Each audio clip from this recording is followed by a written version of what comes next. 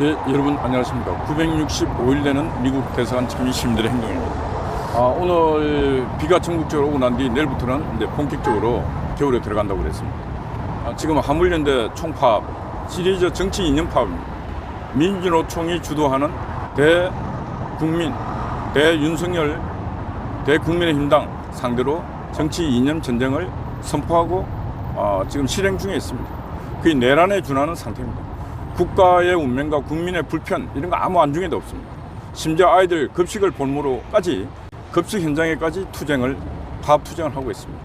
제가 볼 때는 죽일 인간들입니다. 문재인 정부 때는 일 안 합니다. 자기들 편들이 할 때는 이런 짓 안 합니다.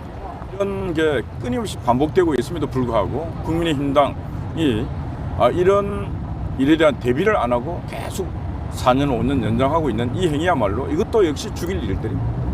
대한민국은 남북 통일이 되기 이전까지 이 혼돈은 계속되고 통일이 된다 할지라도 지나긴 시간에 이 서로가 이념적으로 정치적으로 지역적으로 여러 가지 분열된 이 현상이 봉합이 돼서 치료가 되는 그 시점까지는 너무너무 많은 시간이 필요합니다. 필요한 시간만큼 국민의힘당은 많은 연구를 하고 노력을 하고 그 대비책을 세워야 함에도 불구하고 반복 재반복이 계속 산탕사탕이 되고 있음에도 불구하고 말하는 것은 요즘 말하는 국토부 장관 원희룡식밖에 법과 원칙을 따라서 뭐 하겠다. 아니 상대는 정치투쟁, 이념투쟁, 그 전쟁, 목숨을 건 전쟁을 하는데 법과 원칙을 찾고 있는 이런 한심함에 진짜 제가 화가 치밀어 오릅니다. 화가 치밀어. 어떻게 저런 사람들이 국정을 논하고 어떻게 저런 사람들이 국가의 앞날을 얘기할 수 있단 말입니까? 상대는 정치투쟁을 하고 있는데 여기는 법치를 얘기하고 있습니다. 정치를 논하는 자는 법치를 논하지 않습니다. 법치라는 것은 법을 지킬 강력한 힘이 있을 때 그 법치가 통용되는 것이지 법을 지킬 힘이 없을 때는 법치가 통용되지 않습니다. 대한민국이 법치가 통용되고 있습니까? 안 됩니다. 민주노총이라는 그 100만 대군이 괴물 같은 일을 계속 하고 있습니다. 그들에게는 법이 눈에 안 보입니다. 화물연대는 실제로 노조도 아닙니다. 화물차주들이 다 개인 사업자들이에요. 그들이 민주노총의 우산 속에서 화물연대라고 하는 괴물을 만들어갖고 국가와 국민을 상대로 공격을 하고 있습니다. 하도 자신들이 먹고 살기가 힘들다. 그래서 우리가 가속을 하고 과적을 한다. 그러니까 우리에게 이런 과적과 가속, 가로하지 않게끔 정부가 뭘 대책을 세워주라. 그래서 안심 운행제인가 해갖고 그 3년간 해봤잖아요. 해보니까 뭐 교통사고가 더 늘었대. 과적, 가로, 가속 안 해야 되지 않습니까? 그래서 안심 운행제를 금년 연말부로 없애겠다 하니까 또 들고 일어나니까 정부가 3년 연장 또 해주기로 했습니다. 그랬더니 하는 소리가 영구히 폐지하라. 일몰제를 영구히 폐지하라. 말이 됩니까? 이 정부도 문제가 있는 게 지금 화물차 운전하고 싶은 사람들이 있으면 다 풀어놔요. 누구나 화물차 영업 남바 갖고 할 수 있으면 다 풀어놔야 됩니다. 왜 그러냐? 지금 택시 업계 보세요. 운전할 사람도 없고 하니까 지금 택시 운전 기사가 없습니다. 일반 시민들이 택시 탈 수도 없습니다. 저 화물차도 좀 지나면 운전할 사람도 없고 해갖고 지금 완전히 독과점 더 큰 독과점이고 독재는 더 커집니다. 그래서 풀어놔야 돼요. 자유롭게. 정부가 규제하는 모든 거 다 풀어놔야 됩니다. 관리할 능력도 없는 자들이 무슨 놈의 그 규제를 갖고 나 화물차 내 힘으로 운전하고 싶습니다 하면 영업 허가증 주고 운전하게 만들어요.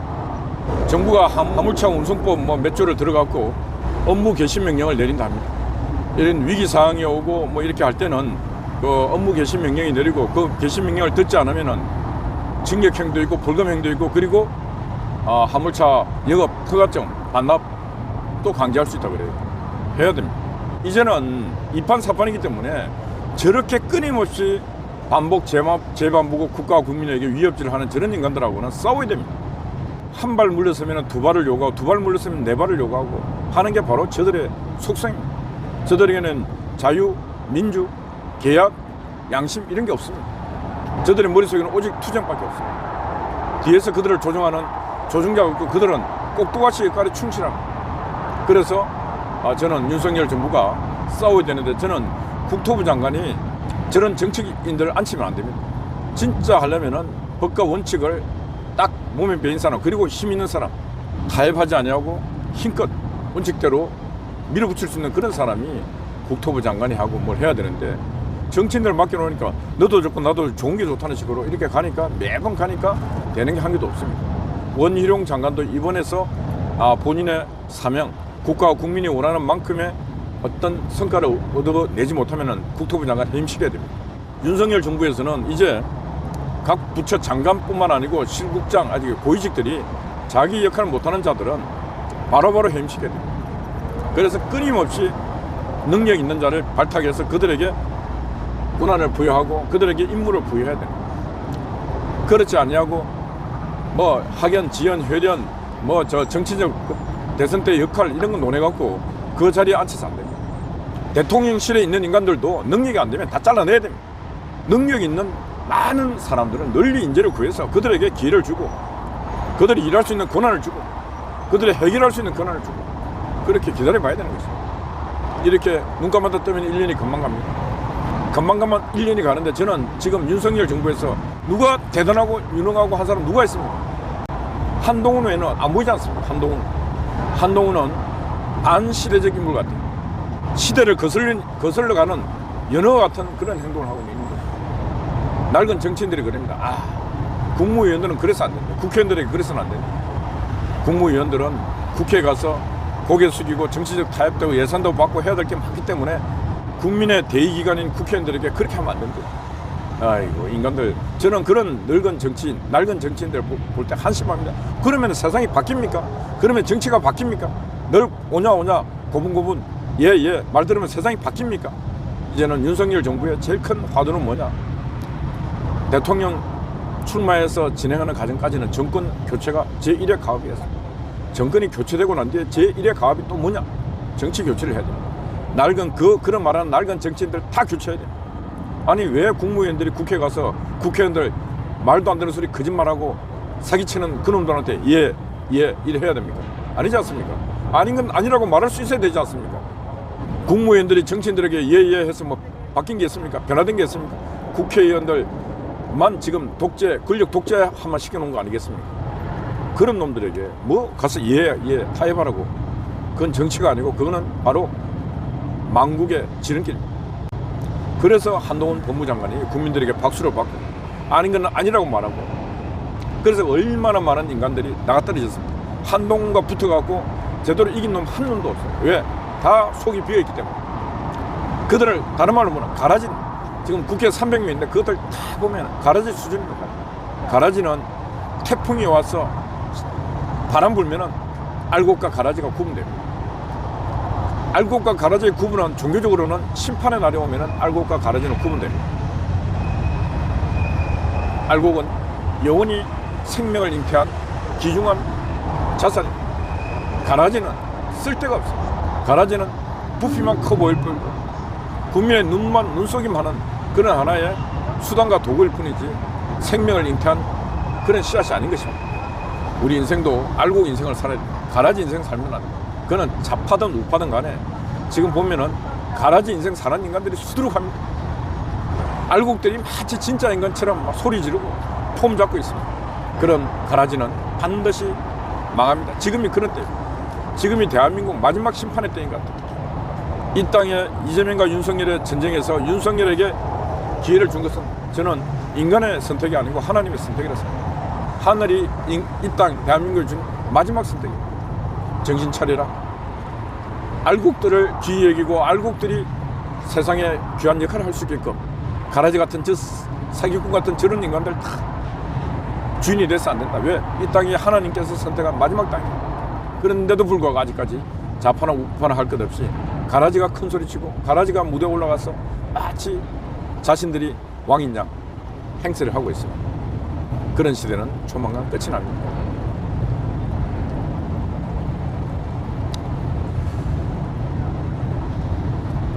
하여튼 윤석열 정부 지금 당면한 과제가 노동 총파업인데 그냥 총파업이 아니고 정치 이념 파업이고, 여기에는 바로 체제를 갈아엎겠다는 민주당, 민주노총, 그리고 뒤에 노동당까지 있는 거대한 전쟁입니다. 총과 칼과 핵무기가 왔다 갔다 하지 않을 뿐이지 지금 이 서울 땅에서, 한국 땅에서 엄청난 체제 전쟁이 시작되었고 그게 지금 진행되고 있습니다. 깊이. 이렇게 인식할 때 답을 찾을 수 있는 것인데 국민의힘당 대통령실 과연 이런 인식을 하고 있는지 저는 묻지 않을 수가 없는 것입니다. 단순하게 지금 민주노총이 막 저런 짓 하고 있다, 그래서 우리 강구 내고 싸워보자, 그거는 하수 중에 하수입니다. 그 해봤자 신문사 좋은 일만 시키고 뭐 좌파들은 콧방귀나 킵니다. 우파 새끼들이 할 수 있는 거는 늘 그것밖에 없지. 웃는다니까요. 그럼 뭘 해야 되는가? 할 수 있는 게 많은데 머리가 안 돌아가고 한 번도 고민을 안 해봤기 때문에 답을 못 찾고 있을 뿐입니다. 제발 정답을 찾아서 행보를 해 갈 수 있는 그런 좀 성숙한 정당, 성숙한 대통령실, 그리고 국무 각 부처 제발 좀 변했으면 좋겠습니다. 좀 인사권을 갖고 문재인 정부에서 근무했고 깊이 일했던 자들은 이제 집에 가서 쉬게끔 하는 그것도 하나의 용단입니다. 군 장성들 문재인 정부 시절에 장군했던 사람 다 집으로 보내도 괜찮아요. 별 한 개씩 다 달았지 않습니까? 윤석열 정부에서 이제 쫙쫙 올려갖고 군대도 새로운 별들 다 달게 해주고 경찰도 쫙쫙 올려갖고 새로운 경찰들 진급시켜서 달게 해주고 전 부처도 그래요. 문재인 정부에 깊이 일했던 자들은 뭐 자꾸 반성해야 됩니다. 숱하게 아닌 길로 갈 때 공무원들 이거 뭐 철밥통 국방부 시계 돌아도 태우러 간다, 월급 받는데 아무 지장이 없는데, 이래서 다 부역했던 자들이에요. 이 정리해야 됩니다. 그래서 윤석열 대통령께서는 농단을 내리고 칼을 빼서 진금을 한번 쫙 크게 날려야 됩니다. 그래서 날리면서 그 공무원들에게 여러분 이제 집에 가서 쉬시면서 여러분들이 이제 공무원 할 때 못했던 일을 쉬면서 국가 민족을 위해서 좀 더 고민하시고 좀 더 신분적으로 자유로운 상황에서 좀 더 국가를 위해서 봉사해 주십시오 하고 다 집에 보내야 돼요. 그리고 새로운 사람들을 중용도 하시고 그들에게 권한도 맡기고 그들에게 기회도 주고 그래야 된다, 그런 말씀 드립니다. 어제는 뭐 목사님께서 밤을 새웠습니다. 우리 또 5.19 변함없이 밤을 새웠습니다. 제가 이제 천일이 되어가는 이 시점 이 초소 2개를 기도처로 좀 강화문 기도처로 좀 써주십시오 하고 지금 말씀을 드리고 있는 중입니다. 강화문 기도처가 돼서 항상 하나님의 말씀과 찬송과 소리가 울려 퍼져서 이 한미동맹이 국군이 갈 수 있도록, 그리고 이 터가 저 민중민주당이 다 떠나서 사라지고 한미동맹이 진짜 꽃이 필 수 있는 완계, 만개할 수 있는 그날이 오기를 희망하면서 남아있는 30년 후에 또 다른 변화 기대하고 기도합니다. 함께 해주신 여러분 감사드립니다. 5.19 아침에 일찍 또 저 이제 재판 법정에 와야 됩니다. 오늘 법정에서 또 좋은 결과가 나오기를 또 희망합니다. 예, 여러분 감사합니다.